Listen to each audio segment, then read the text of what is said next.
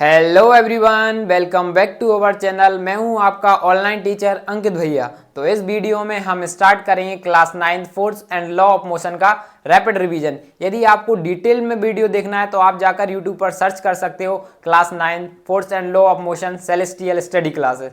तो आप वहां पर जाकर वीडियो को डिटेल से देख सकते हो। उसमें हमने आपको न्यूमेरिकल्स, एग्जाम्पल, एक एक फॉर्मूला बिल्कुल डिटेल से बताएं। अभी हम बात कर रहे हैं रैपिड रिवीजन की, ठीक है। तो सबसे पहले हम स्टार्ट करते हैं फोर्स से कि फोर्स क्या होती है। फोर्स क्या होती है? A push or pull on a body is called force. किसी चीज को पुश करना या पुल करना, उसी को हम क्या कहते हैं? फोर्स। पुश का मतलब होता है धक्का देना, पुल का मतलब होता है खींचना। किसी चीज को धक्का देना या फिर खींचना, उसे ही हम क्या बोलेंगे?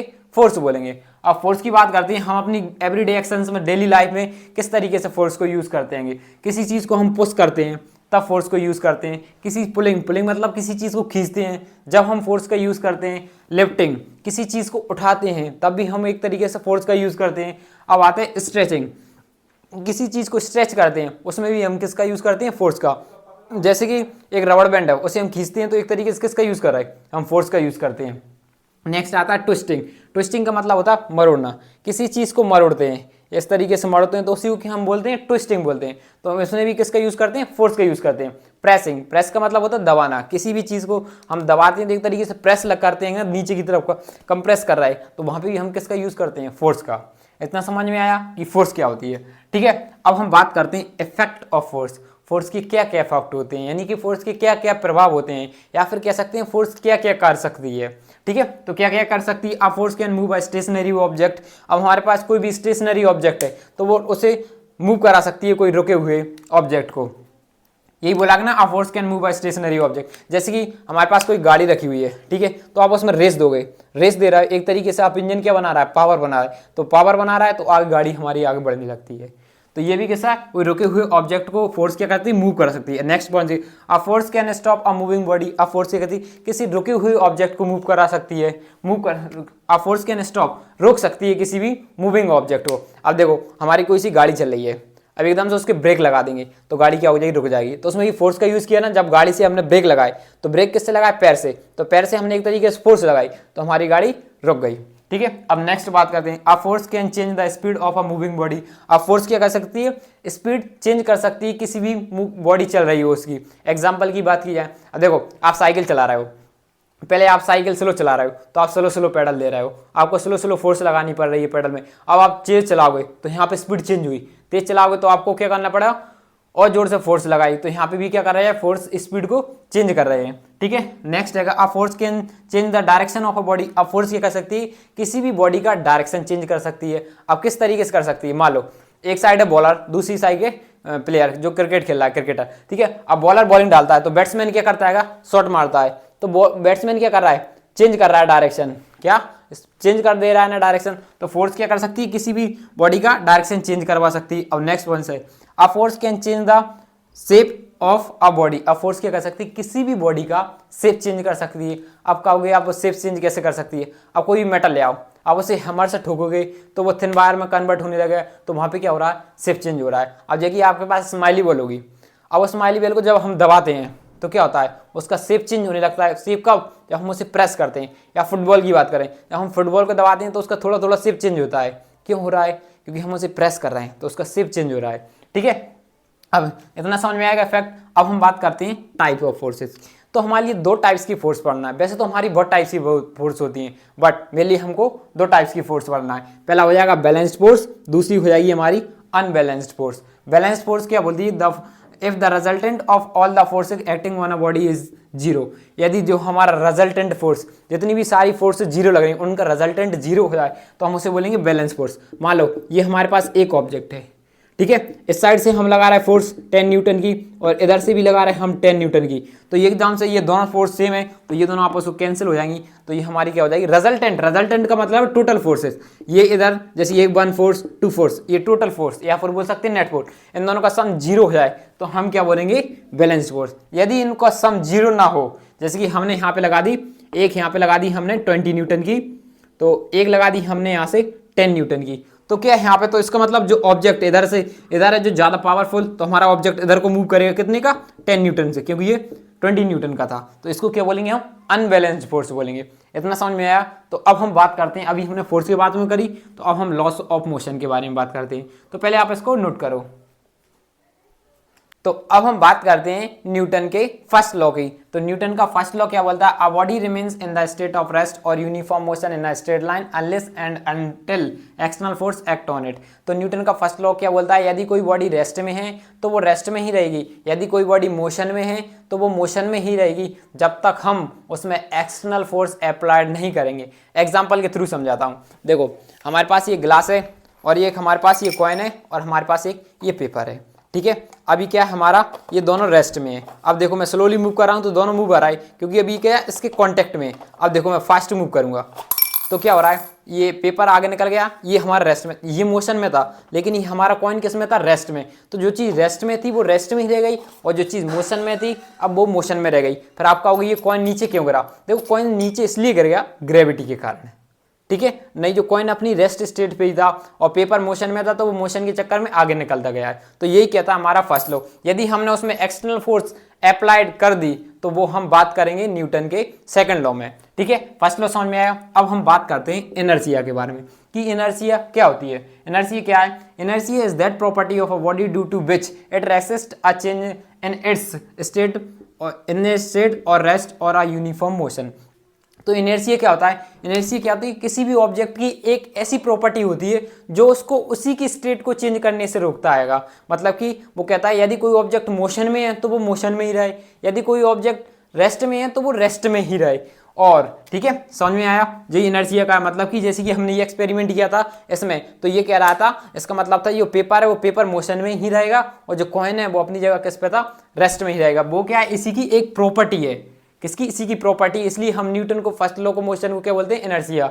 इनर्शिया ही कह सकते हैं हम Newton of first law of motion, एक ही बात बराबर है, ठीक है। और इनर्शिया को, किसी भी ऑब्जेक्ट का इनर्शिया हम किस तरीके से मेजर करते हैं, उसके मासेस से। इनर्शिया डायरेक्टली प्रोपोर्शनल होता है मासेस के। यदि जिस चीज़ का ज़्यादा मास होगा उसका उतना ही ज़्यादा एनर्जी होगा, जिस चीज़ का कम मास होगा उसका उतना ही कम एनर्जी होगा। जैसे कि हमने यहाँ पे एलिफेंट की बात करी और यहाँ पे अंट की बात करी, तो बताओ एलिफेंट का ज़्यादा एनर्जी होगा या फिर अंट का एनर्जी ज़्यादा होगा। तो ऑफकोर्स एलिफेंट का ज़्यादा एनर्जी होगा। क्यों, इसके पास क्यों होगा, क्योंकि एनर्जिया को ऑफ ऑब्जेक्ट मेजर किया जाता है उसके मास से, क्योंकि इसका मास बहुत ज़्यादा है, ठीक है। एनर्जी हमारी दो टाइप की होती हैं, पहला होता है रेस्ट ऑफ मोशन, पहला होता है एनर्जी ऑफ रेस्ट, दूसरा होता है एनर्जी ऑफ मोशन, ठीक है। ये दो टाइप के होते हैं। तो एनर्जी ऑफ रेस्ट क्या बोलता है, यदि कोई बॉडी रेस्ट में है तो वो रेस्ट में ही रहे जब तक हम उसमें एक्सटर्नल फोर्स अप्लाई नहीं करेंगे। और एनर्जी ऑफ मोशन क्या बोलता है, यदि कोई ऑब्जेक्ट कंटिन्यू मूव, यदि कोई ऑब्जेक्ट मूव कर रहा है तो वो कंटिन्यू ही मूव करते रहे जब तक हम उसमें एक्सटर्नल फोर्स अप्लाई नहीं करेंगे। तो ये था हमारा first law of motion. Inertia को ही हम फर्स्ट लॉ ऑफ मोशन भी कहते हैं, ठीक है। समझ में आया। अब हम बात करते हैं सेकंड लॉ की, इसे नोट करो।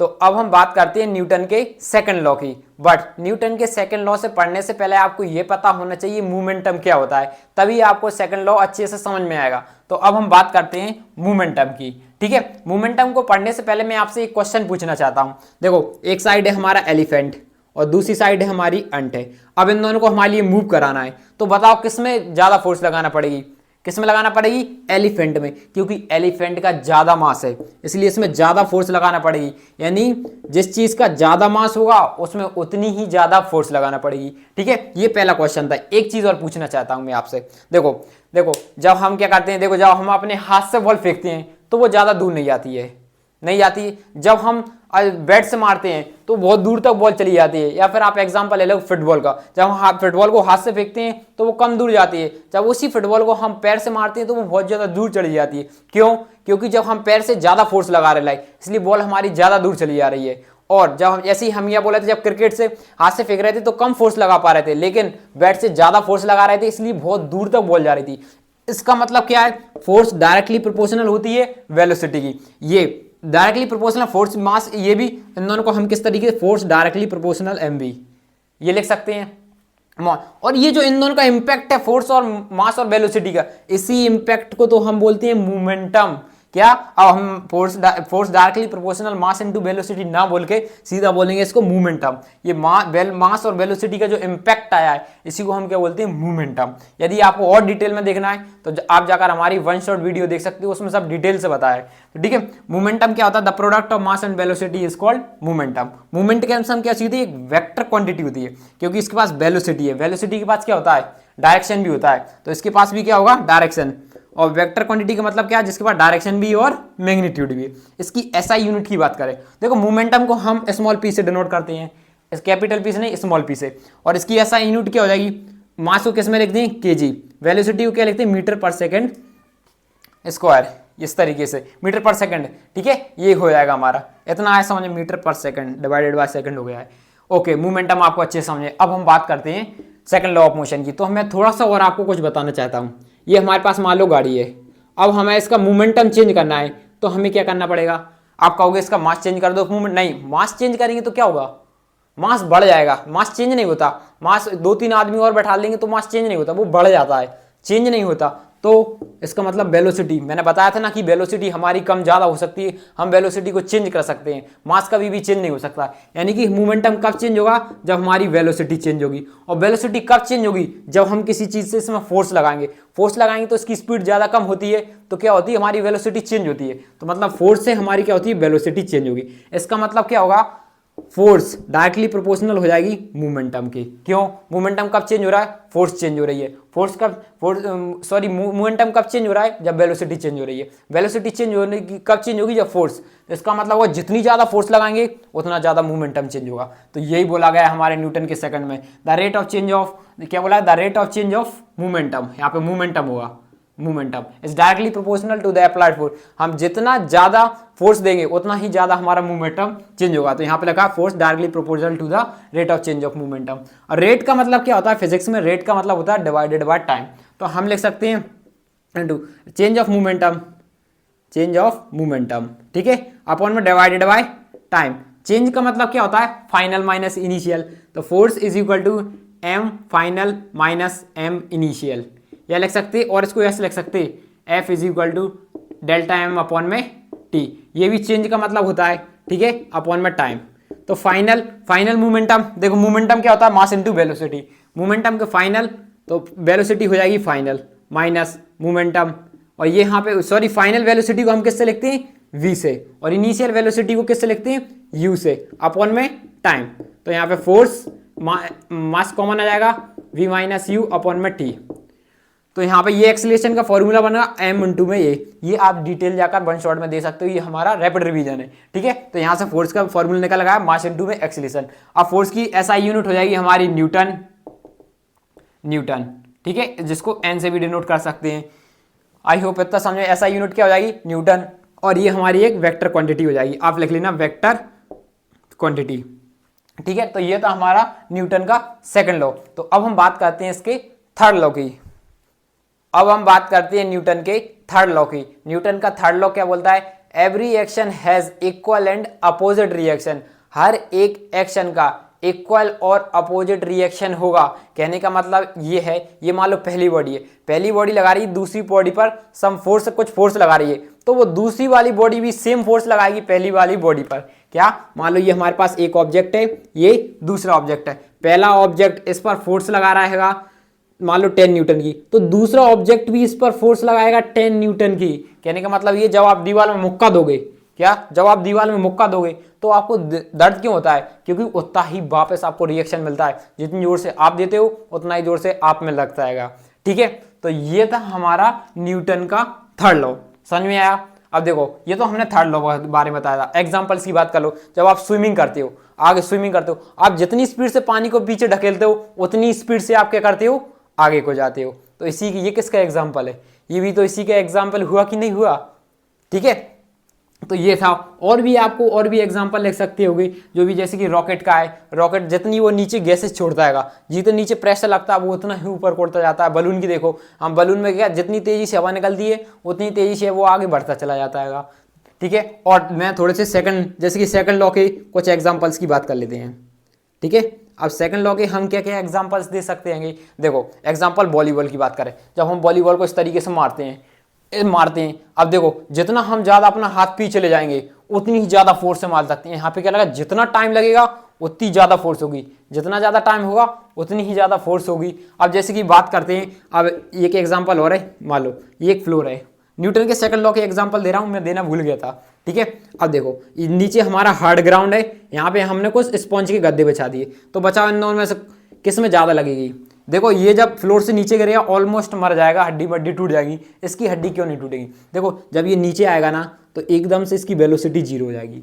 यहाँ पे भी तो वेलोसिटी जीरो होगी, मान लो गिरने में इसको 1 सेकंड लग रहा है, 1 सेकंड में नीचे गिर गया तो, और फोर्स भी एकदम से लगी, फोर्स का भी इंपैक्ट एकदम से पड़ेगा। यहाँ पे क्या हुआ, स्पॉन्जी गद्दे पे क्या हुआ, यहाँ पे जैसे यहाँ पे मान लो यहाँ तक टच हो गया, 1 सेकंड में यहाँ तक टच हो गया, फिर यहाँ के बाद वो धीरे धीरे इसकी वेलोसिटी है ना, धीरे धीरे नीचे गद्दा दबता है, तो इसकी वेलोसिटी क्या होती है, स्लो स्लो जीरो होती है, स्लो स्लो जीरो होगी है। तो इसका मतलब 0 सेकंड तक यहाँ, तो इसका जो मोमेंटम है धीरे धीरे स्लो, और जो फोर्स का इंपैक्ट है वो भी धीरे धीरे लग रहा है। तो ये क्या था हमारा सेकंड लॉ, यदि जितनी ज्यादा मोमेंटम होगा उतना ही कम टाइम लगेगा, यदि जितना ज्यादा टाइम लग रहा है उतनी कम फोर्स लगेगी, उतनी सॉरी जितना ज्यादा टाइम लगेगा उतनी कम फोर्स लगेगी, और जितना कम टाइम लगेगा उतनी ही ज्यादा फोर्स। हम जितना ज्यादा पीछे हाथ ले रहे हैं वॉलीबॉल में उतनी जोर से शॉट दे पाएंगे, ठीक है। आई होप यही था हमारा चैप्टर, ये था हमारा रैपिड रिवीजन।